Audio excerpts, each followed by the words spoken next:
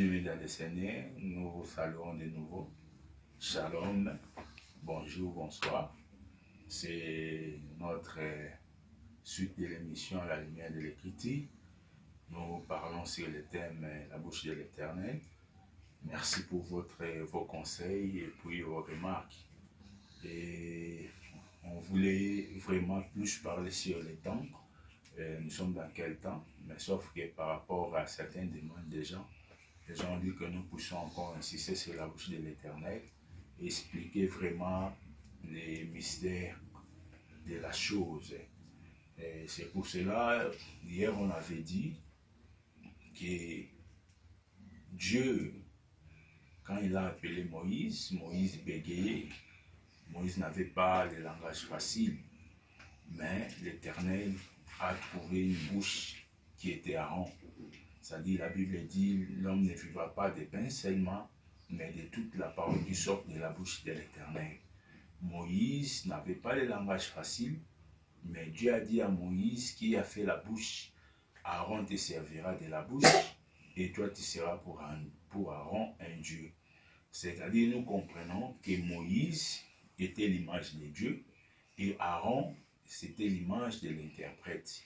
C'est alors, nous ajoutons quelque chose encore aujourd'hui, parce que tu ne peux jamais être la bouche de quelque chose si tu n'as pas vécu la chose ou bien tu as vu la chose.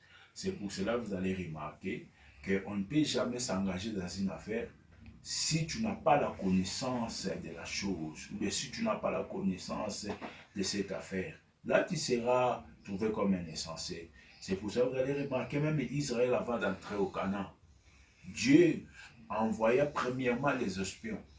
Là, c'est nombre 14, on peut même dire ça. Dieu a envoyé les 12 espions pour aller faire quoi? Explorer le pays.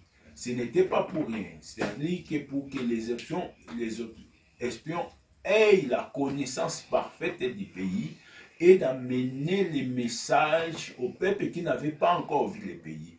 Souvenez-vous, Israël était en esclavagisme.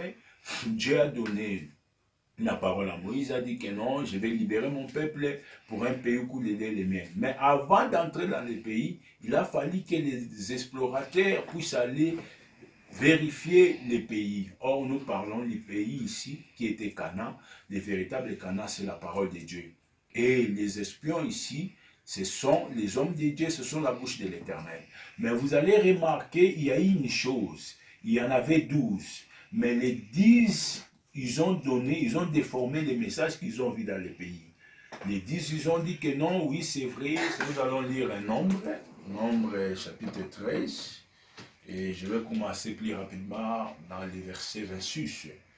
À leur arrivée, il s'est rendu auprès de Moïse et d'Aaron et de toute l'ensemble des enfants d'Israël accadés dans le désert des parents. Ils firent un rapport ainsi à toute l'assemblée et ils leur montrèrent les fruits du pays. Et voici ce qu'ils racontèrent à Moïse. Nous sommes allés dans le pays où tu nous as envoyés. À la vérité, c'est un pays où coule le lait et le miel et voici les fruits. Mais les peuples qui habitaient ces pays sont puissants, les villes sont fortifiées, très grandes et nous avons vu des enfants d'Anak. Vous voyez, ici, c'était les 12. Moïse a envoyé les 12 pour explorer le pays. Ils ont aussi amené les fruits du pays. Mais les 10 ont déformé les messages. Ils ont vu les géants, ils ont commencé à faire décourager les peuples. Mais il y avait les deux qui étaient Caleb et Josué. La Bible dit qu'il les a fait taire pour dire que quand l'Éternel nous a donné le pays, c'est le pays que nous allons entrer. Or, les 10, ils avaient un seul bouche parce qu'ils parlaient d'une même pensée. C'est ça ce qu'on avait dit hier. C'est ça même, on parlait de la femme folle. Les 5 qui étaient folles, ils avaient des lampes, mais ils n'avaient pas de l'huile.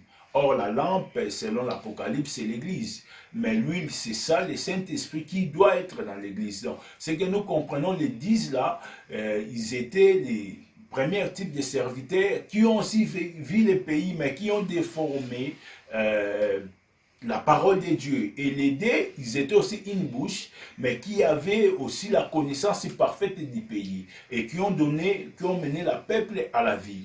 C'est-à-dire, nous comprenons que dans la bouche de l'Éternel, nous devons faire très attention.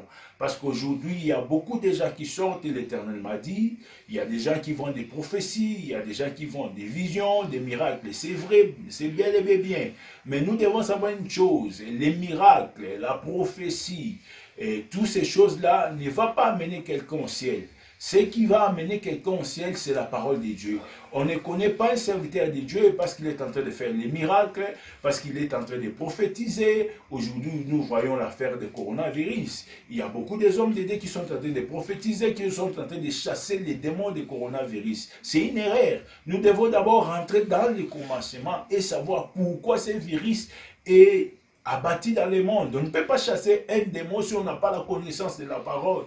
Est-ce que réellement c'est le temps de chasser les démons? Est-ce que c'est pas quelque chose que le Seigneur veut aussi punir le monde pour que le monde puisse se repentir? Souvenez-vous même quand Israël, à chaque fois que Israël péchait, et Dieu envoyait toujours la cognée. Jean-Baptiste disait que la cognée est déjà sur l'arbre, le tronc de l'arbre. Donc c'est le dernier qui est venu punir Israël. Ils étaient partis en esclavagisme. Pourquoi? C'est à cause des sacrificateurs qui péchaient et qui fait pécher le peuple. Or, aujourd'hui, les 10 qui sont aussi, comme je disais, les types des Éphésiens 4:11, les Éphésiens 4:11, c'est-à-dire les apôtres, les prophètes, les docteurs, les évangélistes, et puis les pasteurs, mais qui sont faux, qui sont en train de déformer les messages de Dieu. À cause de cela, Dieu a envoyé la colère, il avait envoyé la cognée. Et à chaque fois que, pour que Israël puisse sortir de cela, Israël revêtissait des sacs et il commençait à pleurer et à gêner, demander pardon à l'Éternel. Or, vous allez voir, aujourd'hui, nous avons beaucoup de femmes folles. Aujourd'hui, il y a des gens qui font beaucoup des histoires aujourd'hui dans les corps de Christ. Nous avons vu les gens qui donnent de l'eau, nous avons vu les gens qui donnent des huiles, il y avait des gens qui donnaient même du pétrole. Et tout cela pour montrer qu'ils sont en train de déformer les messages du pays. Et le pays que je vous parle ici, c'est Canaan. Or, Canaan que je parle, c'est la parole de Dieu. Maintenant, la parole de Dieu doit être prêchée d'une manière exacte, dans l'exactitude, pour donner la vie au peuple. Mais vous allez voir, les 5 folles, qu'est-ce qu'ils font? Ils font les miracles. Ils font les miracles, ils font tout cela, mais Dieu n'est pas avec eux, parce qu'ils n'ont pas la parole. Parce que la parole doit être réellement interprétée. C'est-à-dire que, comme on avait dit, c'est l'ombre à la réalité. C'est-à-dire la vision à l'interprétation. Tu peux bel et bien faire les miracles, mais s'il n'y a pas l'interprétation de la parole, il n'y a pas la lumière. Comme on avait dit à l'autre témoignage, si les gens ne parlent pas ainsi, il n'y aura pas la lumière, il n'y aura pas l'aurore. Or, l'aurore, c'est ça l'enlèvement. C'est-à-dire, aujourd'hui, nous devons faire très attention. Il y a les 5 folles qui se disent aussi comme des hommes de Dieu, mais ils n'ont pas Dieu. Malgré qu'ils sont en train de faire les miracles, mais ils ne sont pas des dieux. C'est pour cela que Jésus avait dit ça. On a attendu de parler des gens qui vont faire les miracles, même jusqu'à descendre les faits. N'allez pas parce que ce n'est pas moi. C'est pourquoi ils sont en train de prêcher ce qu'ils ont reçu dans le monde. C'est-à-dire, ils prêchent aujourd'hui la bénédiction, ils prêchent les voyages, ils prêchent les gens, venez s'aimer, vous allez être bénis. Mais ils ont oublié l'essentiel. Pourquoi ils font cela? Parce qu'ils ont reçu ça du monde. Or, c'est lui aussi qui a reçu quelque chose du ciel, il va prêcher les choses du ciel. Or, les choses du ciel que nous avons reçues, c'est ça Canaan, là où coule le lait et le miel. Or, le lait, la parole, le miel comme étant l'interprétation. C'est-à-dire que nous comprenons aujourd'hui la bouche de l'Éternel, ce sont les Éphésiens 4:11 que Dieu a donné la connaissance parfaite de la parole de Dieu. Comme aussi dans Malachie, vous allez remarquer qu'on a dit que non, Lévi était la bouche de Dieu qui doit faire quoi? Qui doit garder la lumière qu'on appelle apparemment la connaissance. C'est quoi la connaissance? Si nous touchons les livres de Daniel, Daniel 12:4, nous allons lire cela, vous allez voir que Dieu dit à Daniel, toi Daniel, tiens-toi secrètement ces paroles et scellez les livres jusqu'au temps de la fin. Plusieurs alors les liront et la connaissance augmentera. C'est-à-dire que la connaissance devait augmenter au temps de la fin. Or, c'est quoi le temps de la fin? C'est les derniers temps. C'est le temps, on appelle le temps du soir, Aujourd'hui, nous sommes dans les derniers temps, communément appelés les temps d'histoire. C'est-à-dire que quand Jésus est venu, vous pourrez essayer un peu d'expliquer la chose, vous allez voir que la fille de Jairus était malade. Jairus est venu supplier Jésus d'aller guérir sa fille. La fille était malade, avait 12 ans. Et cette fille-là, qui avait 12 ans, quand Jésus était en train de partir pour les guérir dans sa maison, il y avait aussi une femme de perte de sang. Et vous allez remarquer que quand la fille est née, c'est alors que la maladie de la femme de perte de sang a commencé.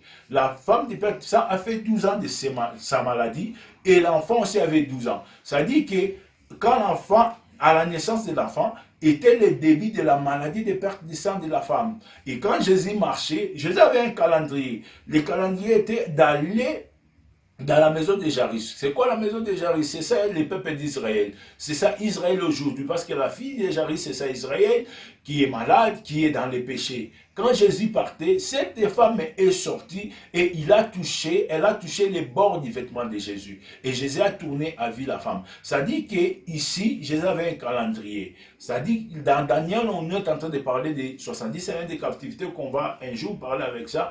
Mais dans les 69e semaines, le Seigneur a été manifesté et il a été retranché, tué. Et après, il reste une semaine dont il y aura des abominations, il y aura des choses atroces. Mais avant ces une semaine-là, Dieu a fait une brèche. C'est-à-dire, cette femme a touché, le Seigneur a fait une brèche. Cette brèche-là, c'est ce qu'on appelle une année de grâce. Ce que nous comprenons, les derniers temps, ou bien les temps de la fin, c'est ça une année de la grâce que le Seigneur nous a donnée aujourd'hui. Mais dans cette année de la grâce, la connaissance doit être augmentée. Et nous avons dit que la connaissance qui augmentera, cela deviendra seulement dans la bouche de Dieu. Or, la bouche de Dieu, on avait touché, c'est son Fils Jésus. Comme on avait dit dans Hébreux 1, les versets 1 à 2. Dans les derniers temps, Dieu nous parlait à travers les prophètes. Dans l'ancien temps, il parlait à travers les prophètes, mais dans les derniers temps, il nous parle à travers son Fils. Ça dit que ici, la bouche de l'Éternel, c'est le Seigneur Jésus-Christ, c'est le Saint-Esprit. Ça dit que tout ce que nous devons parler, ça doit être en conformité de la parole, à la lumière de la parole, à travers le Saint-Esprit, afin d'amener les peuples à l'éducation. Il n'y a que Jésus. Jésus doit sortir, personne ne doit sortir. Ce n'est pas aujourd'hui comme nous disons les faux bouches qui se disent les bouches de l'Éternel qui sont en train de faire. Tu vois quelqu'un qui est en train de prêcher c'est bien. Oh non, j'étais en Europe, non, j'ai acheté des voitures.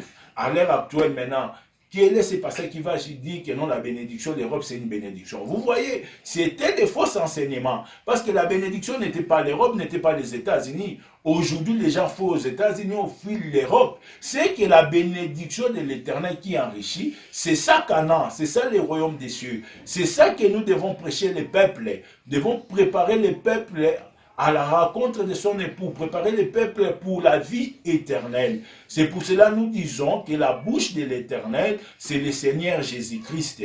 Mais Jésus, quand il est venu, il a bégayé parce qu'il était aussi le type de Moïse. C'est pour cela que Jésus, maintenant, il a envoyé ce qu'on appelle les Éphésiens 4:11. Ce qui dit, il a fait les dons aux hommes, il a donné parmi eux les apôtres, les prophètes, les évangélistes, les pasteurs, et docteur pour le perfectionnement des saints. C'est-à-dire qu'aujourd'hui, Jésus est en train de parler à travers la bouche véritable de l'Éternel, qui sont les Éphésiens 4:11. Les femmes sages que nous, on est en train de dire, ils ont la lampe, ils ont aussi l'huile. Maintenant, quand les Éphésiens 4:11 viendra, il ne parlera pas d'eux-mêmes, mais il parlera seulement de Jésus. C'est-à-dire le Saint-Esprit qui est en eux, l'huile qui est en eux, va les pousser de nous montrer les maris, ou bien l'époux qui est le Seigneur Jésus. Pour clôturer, vous allez remarquer même la bouche de l'Éternel, c'était l'ancien dans la maison d'Abraham. Quand Abraham l'a commissionné d'aller épouser une femme pour Isaac, cet ancien ne va pas parler de lui, mais il va parler d'Isaac à Rebecca. Rebecca va tomber amoureuse d'Isaac en écoutant seulement la parole. Or, la Bible dit la foi vient de ce qu'on entend, et ce qu'on entend vient de la parole de Christ. C'est temps ici, c'est la parole de Christ qui doit être prêchée. On n'a pas encore vu Christ, mais à travers les Éphésiens 4:11, nous sommes tombés amoureux de Jésus. C'est alors que quand nous allons écouter cela et que nous aurons la perfection, nous allons rencontrer l'époux. C'est que nous comprenons la bouche de l'Éternel. Aujourd'hui, ce sont les vrais serviteurs de Dieu qui prêchent Dieu en esprit et en vérité. Il faut faire très attention des enfants de Dieu. Il ne faut pas aller ça et là, parce que vous voyez les miracles, parce que vous voyez les prophéties, les visions. Non. Là, l'endroit que nous devons partir, c'est là où la parole de Dieu est prêchée dans sa totalité. Que le Seigneur vous bénisse. C'était votre humble serviteur, l'apôtre Narcisse. Dès que tu nous suis dans YouTube, tu peux aussi appuyer, si tu as aimé l'émission, appuyer pour que nous puissions avoir beaucoup de voix et partager aussi cette émission avec les autres. Que le Seigneur vous bénisse. À la prochaine.